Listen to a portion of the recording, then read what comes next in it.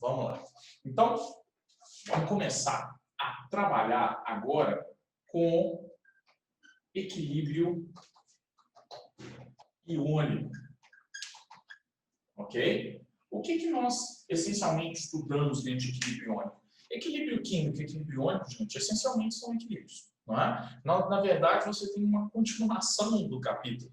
Só que aqui em equilíbrio iônico, a gente dá ênfase aos equilíbrios estabelecidos por ácidos, por bases e por sais. Essencialmente é isso que nós vamos focar, tá bom? Para a gente trabalhar aqui nesse momento, né, portanto, com ácidos e bases principalmente, a gente aqui de cara tem que falar um pouquinho da teoria de Bronsted, tá? Os ácidos e bases de Bronsted vão aparecer demais para a gente, tá bom? Não se esqueça. Existem 3 teorias ácido-base importantes para a gente. A de Arrhenius, que é a mais simples, ácido do H+, na água e base do OH-. Legal, né? Em meio aquoso. Na teoria de Bronsted, a gente já tem alguns conceitos um pouquinho mais bem fundamentados, tá? Uma teoria mais abrangente. E a teoria de Lewis, né? Ela é um monstro, porque ela engloba praticamente tudo, tá bom? Nessa teoria de Bronsted, o que ele propõe para a gente? Propõe isso aqui, ó. Ácidos são compostos doadores de próton. Próton nada mais é do que H+, ok? Próton e H+ são sinônimos. Enquanto bases são compostos receptores de H+, ok? Ou receptores de prótons. Então, aqui nós vamos usar muito esse termo. Ácido desprotona, isso quer dizer que ele libera próton, libera H+. Enquanto base é protonada, isso quer dizer que ela recebe H+. Tá? Então, esses termos eles vão aparecer toda hora e eles se referem exatamente ao H+. Tá bom? Ó, um exemplozinho para a gente aqui, ó. E eu vou usar 2, exatamente porque eu quero chamar a atenção para uma coisa. Aqui, ó. NH3, né, que é a amônia, quando na presença de água, ela estabelece um equilíbrio. Equilíbrios só serão estabelecidos por ácidos e bases fracos, tá bom? Ácido forte, base forte, na água não vão estabelecer equilíbrios, tá bom? Então, eu tenho uma amônia aqui. Quando a amônia está na presença da água, nós vamos ter aqui a produção do OH- aquoso e nós vamos produzir o NH4+ aquoso, tá? Nós vamos trabalhar com ácidos e bases em meio aquoso, tá bom? Existem outros solventes? Claro que existem, tá? Mas nós vamos trabalhar com soluções aquosas. Vocês veem isso na química toda.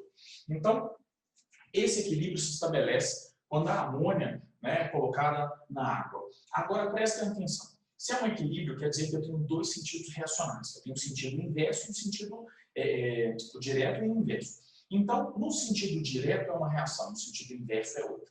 E o que eu percebo? Daqui para lá, o NH3 se transformou em NH4.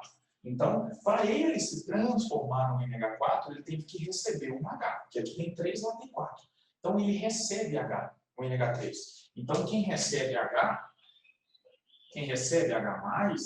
é uma base.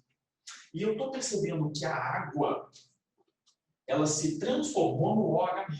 Para isso acontecer, ela teve que perder um H. Quem perde H é ácido. Ok? Então, a água aqui está se comportando como ácido, enquanto a amônia está se comportando como base. No sentido inverso, que são 2 reações, né? No sentido inverso, nós temos aqui, não é? O OH- voltando a ser a água. E para isso acontecer, ela tem que receber um H. Quem recebe H, né? O OH- recebe um H para ser água novamente. Seria uma base. E o NH4, para ser o NH3 novamente, ele tem que perder um dos Hs. Porque tem 4, ela tem 3. Quem perde H é um ácido. Gente, em ambos os sentidos, eu sempre vou ter uma reação ácido-base, tá bom? E dentro do conceito de Bronsted, a gente tem que carregar algo fundamental para a gente compreender um pouquinho aqui as coisas mais à frente, né? O que eu percebo aqui, ó? Que o NH3 se transforma em NH4 e o NH4 se transforma em NH3, dependendo do sentido reacional. A água se transforma em OH- e o OH- se transforma em água, depende do sentido reacional. Essas espécies, elas formam pares conjugados. Pares conjugados. Ok? O que é um par conjugado? Aqui, ó, são espécies, né, que diferem entre si em um hidrogênio. Então, você está percebendo aqui, ó, aqui tem 3 Hs, lá tem 4. Aqui tem 2 Hs, aqui tem 1. Então, a diferença entre eles é de um hidrogênio na forma. Essas espécies vão formar ali pares conjugados. Tá? Então, percebam que uma base tem como par conjugado o ácido, e vice-versa. Um ácido tem como par conjugado uma base, e vice-versa. Tá bom? Então, dentro do conceito de Bronsted, isso é importante. Pares conjugados são espécies que têm só um hidrogênio de diferença. Aqui, ó. 3 Hs, 4 Hs. Então, formam um par conjugado. Só tem um H de diferença na forma. Tá? E aqui, ó, o NH3 é uma base. E o NH4 é um ácido. Uma base tem como par um ácido. Um ácido tem como par uma base. Tá bom? Então, dentro da teoria de Bronsted, isso é fundamental para a gente. Tá legal? Então, esse é o primeiro exemplo. Ok? E a gente, claro, vai trabalhar muito isso ainda. Então, vamos lá. Então, agora, preste atenção numa coisa. Ok? Eu já vou destrinchar uma coisinha aqui para vocês. Ó. Esse equilíbrio é um equilíbrio estabelecido a partir de uma base. Né? Eu sempre olho a espécie que eu estou colocando, tá? O meu reagente. Esse é um equilíbrio estabelecido por uma base. Né? Eu ponho a base na água e ela estabelece esse equilíbrio. Né? Então, aqui, ó, para equilíbrios estabelecidos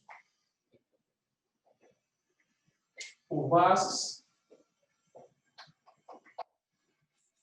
temos a constante KB. Então, KB. KB é constante de basicidade. Né?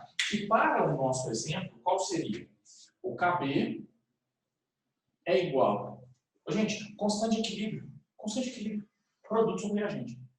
Concentração de OH- vezes NH4+, dividido pela concentração, aqui ó, a água é líquida, né? É o solvente. Pela concentração do NH3. A água não entra, tá? A água é o solvente puro ali, ó. Água líquida, líquido não entra, tá? Nem líquido nem sólido. Beleza, então não tem uma constante de equilíbrio. Por se tratar de uma base, a gente chama isso de KB. Simples assim, tá bom? Mas qual o significado da constante, gente? Né? A gente, ao trabalhar equilíbrio iônico, já trabalhou equilíbrio químico. Né? Essa constante tem um significado. Quanto maior a constante, maior a concentração dos produtos. Tá. E qual que é o produto de uma base na água? Porque a gente vai trabalhar com soluções aquosas.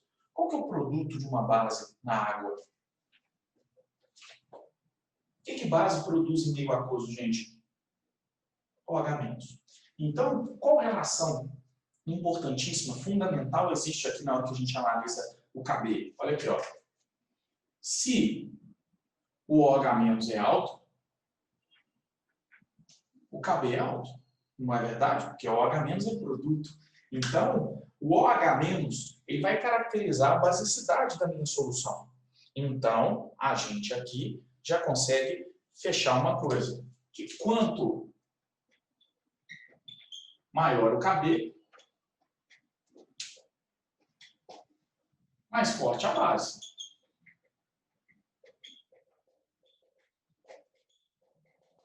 E ponto final. Faz todo sentido para a gente, né? Porque se o KB é alto, quer dizer que eu vou produzir muito OH-.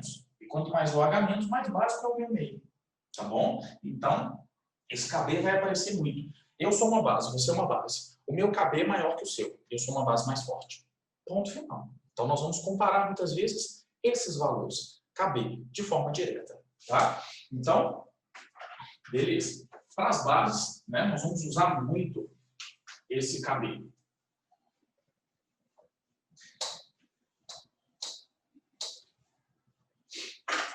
Mas, vamos para o próximo exemplo, mais um, né, para a gente também fechar algumas coisas. Aqui, ó, exemplo 2. Eu vou usar aqui o HF. Aquoso, mais H2O líquido. E aqui, quando esse equilíbrio se estabelece, a gente tem H3O mais aquoso, mais F menos aquoso. Esse é o equilíbrio estabelecido pelo ácido fluorídrico, né, em meio aquoso. E o que eu percebo? No sentido direto. Primeiro, o HF, quando colocado em água, ele produz o F menos. E para isso você tem que perder um H. Quem perde H é o ácido. Ok. E, no sentido direto, a água se transformou no H3O+. Se ela tinha 2 e aqui tem 3, ela teve que receber um H para isso. Ela está se comportando como uma base. Combinado? No sentido inverso, o F-, para voltar a ser o HF, tem que receber um H. Então, quem tem que receber H é uma base. E o H3O+, para voltar a ser a água, ele teria que perder um H. Seria um ácido. E aí, a gente tem aqui os pares conjugados. Ó. Água e H3O+. O HF é par do F-. Perceba que na estrutura, eles têm um H de diferença. Um H de diferença. 2 e 3. Um H de diferença. Formam pares conjugados. Tá bom? E aqui, para equilíbrios estabelecidos por bases, ó, por ácidos, né?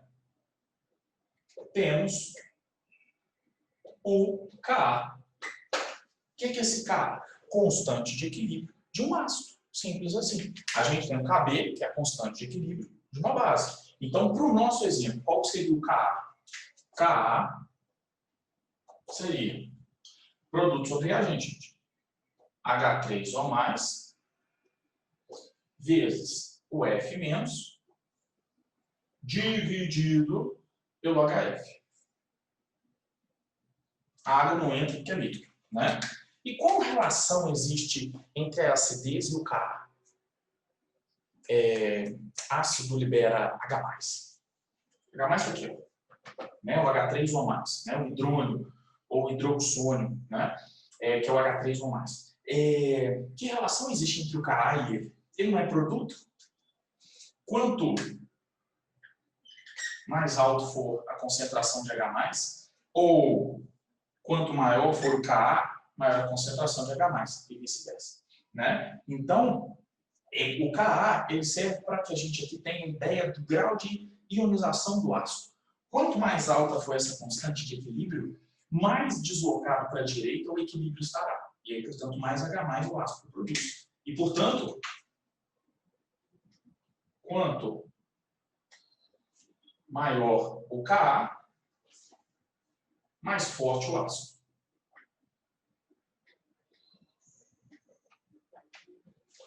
Faz todo sentido para a gente. Beleza? Então, é isso que a gente não pode se esquecer de forma nenhuma. Combinado? Percebam aqui uma coisa muito importante. Muito importante. Muito importante. No equilíbrio do HF, a água se comportou como uma base. Isso quer dizer que ela recebeu um H+, né? Olha lá, ela recebeu o H+. No equilíbrio estabelecido pela amônia, a água doou um H+. A água se comportou como ácido. Então, a água, assim como muitas espécies, ela apresentou um comportamento muito interessante, né? Que a gente vai falar aqui agora. Então, preste atenção nesse exemplo 3. Ó, tá? Exemplo 3. Eu vou trabalhar aqui com o ácido carbônico. Aliás, deixa eu pegar um ácido até menor aqui para facilitar a nossa vida. O H2S. O ácido sulfídrico. Ele é um ácido que tem 2 hidrogênios ionizáveis. Ele tem 2 Hs na fórmula. E qualquer ácido poliprótico, tem mais de um H, ele sempre libera esses hidrogênios em etapas. Ele libera um, depois libera o segundo, depois libera o terceiro, e por aí vai. Tá? Então, presta atenção no seguinte, ó, esse H2S ele vai estabelecer 2 equilíbrios. Ó. H2S mais a água líquida, ele vai se transformar em H3 ou mais HS-.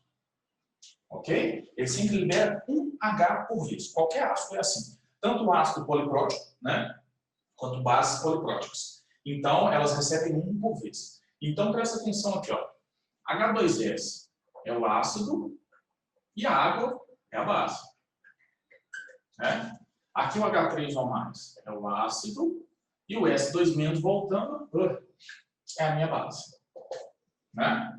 Só que percebam que esse ácido tem 2 Hs. Então, ele poderia liberar os 2. Liberou o primeiro, agora ele pode liberar o segundo. Mas o segundo H não sai dele. O segundo H vai sair daqui. Ó. Então, o HS- mais a água, ele liberaria o segundo H. O primeiro saiu, agora vai sair o segundo. Então, nós teríamos H3O+ aquoso mais S2- aquoso. Ok? Então, nessa reaçãozinha, essa espécie está perdendo o H para se transformar nessa, é o ácido.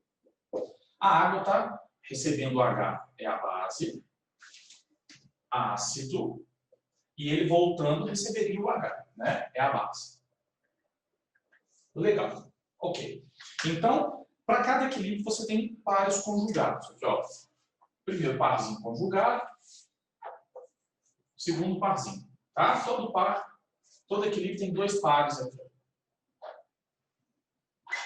Ok. Legal. Agora, peraí. Já que ele ioniza em etapas, tira o primeiro H, depois tira o segundo, se tiver mais, depois tira o terceiro, né?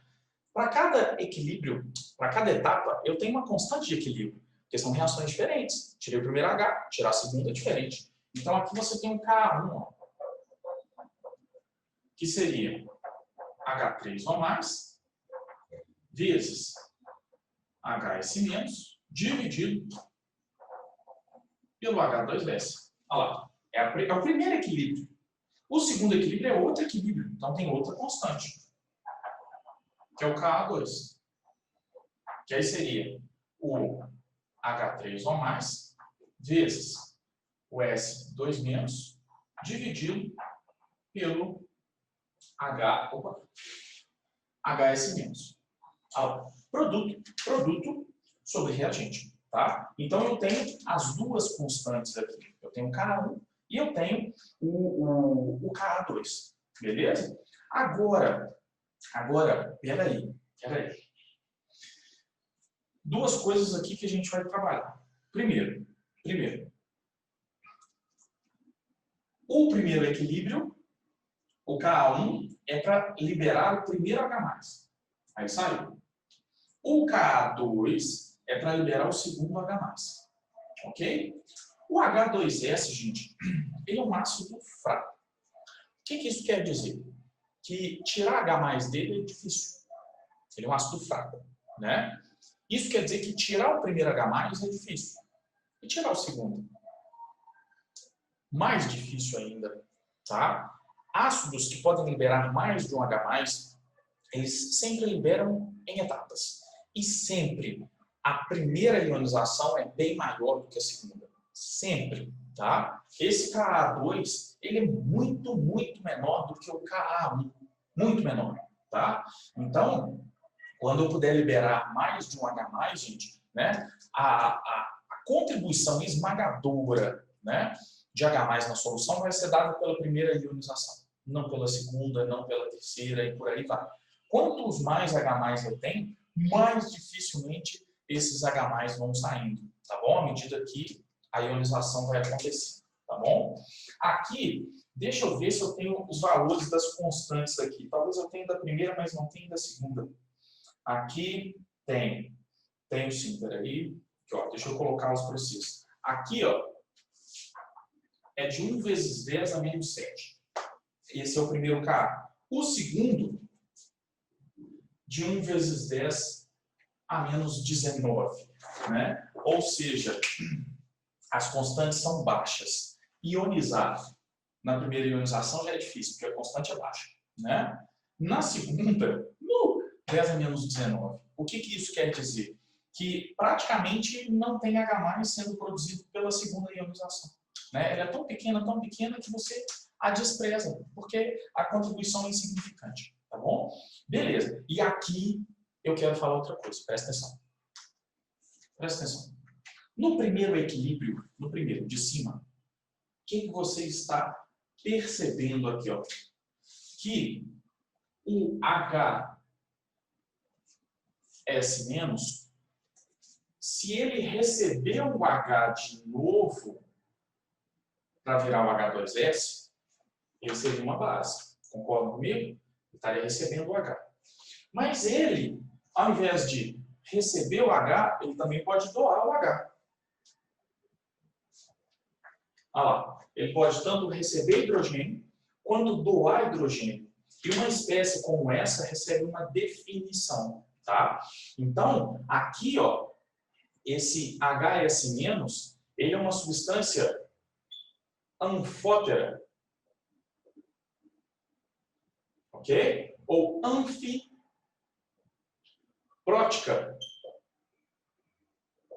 Por quê? Porque ele pode receber ou doar H+. Então, uma espécie que pode se comportar como ácido ou como base é chamada de anfótera ou anfiprótica, tá bom? Então, isso é importante para a gente, tá? E conseguir identificar essas espécies. Se eu puder receber e doar H+, dependendo do sentido, no equilíbrio, isso se trata de uma substância classificada como anfiprótica ou anfótera, ok? Então, fiquem espertos, isso é importante para a gente. E aí, lá vamos nós. Não, que bagunça, né? O H2S é só um exemplo, né? Poderiam ser outros ácidos. Então, guarda isso, tá? O K1 é sempre maior do que os outros, tá? Gente, aqui a diferença é muito gritante, tá? Daqui para cá, de 10 a 12 vezes, tá? Mas para a maioria dos ácidos não chega a ser tanto, não. Pode ser, normalmente gira ali de 10 a 5 vezes, tá? 10 a 5, 10 a 4, 10 a 6. Aqui a diferença foi monstruosa, mas ela fica aí na ordem de 100 mil vezes, tá bom? É muito, mesmo assim, a segunda ionização é bem menor que a primeira, tá? Então, vamos lá.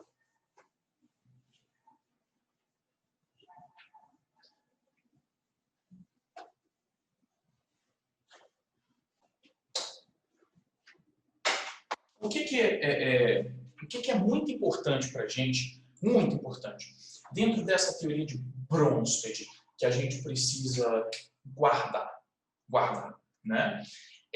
Quando eu pego qualquer equilíbrio que seja, né? E aqui eu vou trabalhar um equilíbrio genérico, né? Vou pegar aqui, ó, HX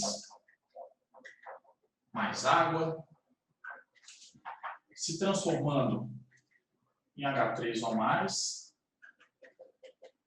X-. Ok? Um equilíbrio qualquer. Então, preste atenção aqui, ó. Essa espécie aqui é o meu ácido. né, ele doa H+. No sentido contrário, essa espécie é a minha base, porque ela recebe H+. Algo que a gente obrigatoriamente precisa ter em mente, né? Se eu sou um ácido, eu tenho que estar ionizado, né? Eu tenho que estar ali na forma de H+, mais um ânion, para que a minha acidez se manifeste. Então, quanto mais forte o ácido for, mais separado ele vai estar. Não faz sentido? Faz. Ok.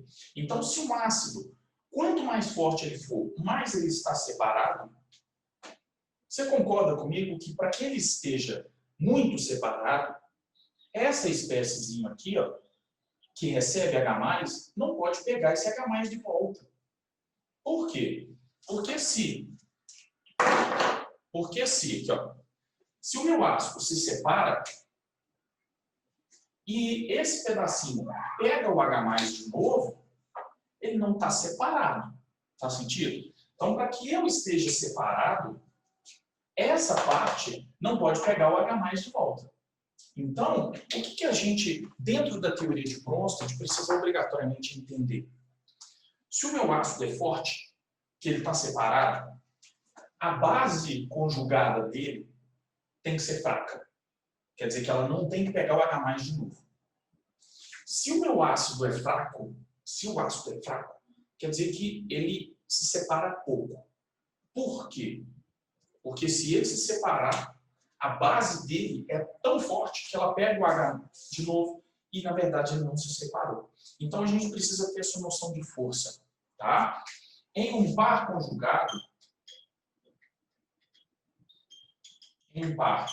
conjugado, quanto mais forte o ácido, mais fraca sua base, vírgula, e vice-versa. Se o ácido é forte, está separado, a base dele tem que ser fraca, para não pegar o H de novo. Se o ácido é fraco, quer dizer que ele se separa pouco. Isso quer dizer que a base dele é forte. Se ele se separar, ela pega o H de novo e ele volta a existir na forma molecular. Tá bom? Então, esse conceito dentro de Bronsted vai ser muito importante para a gente. Ácido forte, a base conjugada é fraca. Ácido fraco, a base conjugada é forte. Tá bom? Então, isso aí vai nos ajudar a trabalhar, por exemplo, com hidrólise salina, né? Algumas coisinhas que estão mais à frente. Beleza?